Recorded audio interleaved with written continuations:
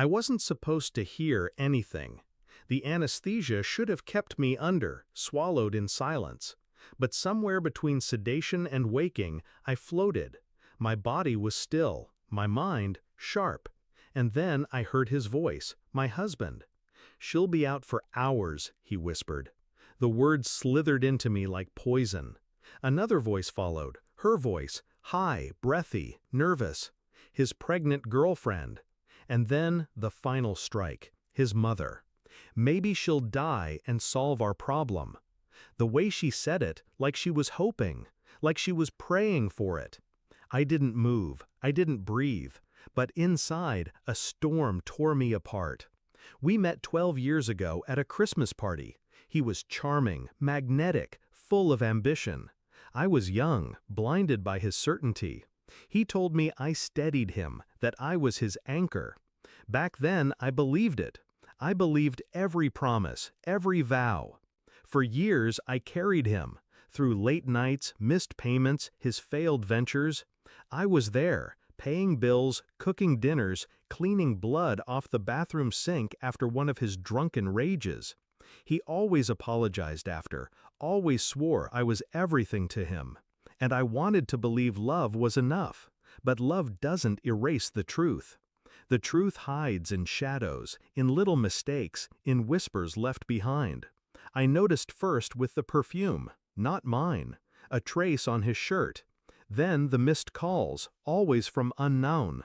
The way he locked his phone the moment I walked into a room. And then the message I wasn't meant to see. "The baby's kicking, wish you were here." I remember staring at the screen, numb, my pulse steady, no tears, no rage, just clarity. That's when my love for him died. The surgery came weeks later, a routine procedure, nothing life-threatening. But lying there, drifting between worlds, I realized fate had handed me something rare, proof, unfiltered, raw. They had outed themselves, and I was awake for it. When I finally woke up, I kept my eyes closed longer than I should have. I let the nurses whisper, let them trade glances. They had heard too, and unlike my husband, they had hearts. By the time I opened my eyes, the plan was already forming. I didn't scream, I didn't confront him. That's what he expected. Drama, tears, weakness. Instead, I smiled at him, kissed his cheek, thanked his mother for visiting. I even asked the girlfriend if she was eating enough. The act was flawless. Behind the curtain, I was moving quietly, strategically. The nurses helped.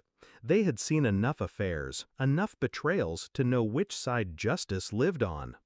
Every phone call my husband made from that room, recorded. Every cruel word from his mother, noted. Every visit from the girlfriend, her hand cradling her belly like a trophy, documented. By the time I was discharged, I had a file, thick, unshakable. I waited. 2 months, long enough for them to feel safe, to let their guard down. He served me divorce papers with a smirk. His mother gloated, saying I was finally out of their way. The girlfriend stood there, swollen, smug. And I signed, without hesitation, without fight. Because fighting in that moment wasn't strategy. Revenge was patience. The court date came. He expected a swift victory, division of assets in his favor, custody of nothing because we never had children. His new family, his shiny future, secured. But when my lawyer stood and handed the judge the file, I watched his smirk fade. The recordings played, his voice, her voice, his mother's voice, hoping I would die. The judge's face hardened with every word. The photographs surfaced, him sneaking her into my hospital room, violating hospital policy, violating me. The medical staff testified, calm, professional, brutal.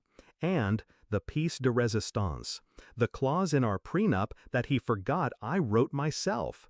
Infidelity voided every right he had to my money, my assets, my home. The empire he thought he was stealing slipped through his fingers in minutes. The judge ruled in my favor. Assets, mine. Alimony, from him. his reputation publicly shredded. The girlfriend's face twisted when she realized what she'd signed up for. No mansion, no power, just a broken man now unemployed, his company severing ties to protect their image. And his mother, reduced to a whisper in the back row, pale, silent, humiliated. I walked out of that courtroom taller than I'd ever stood. My pulse was calm, my hands steady. Justice didn't come from screaming. It came from silence, from patience, from letting them believe I was weak while I sharpened the knife behind my back. That night, I slept peacefully, for the first time in years.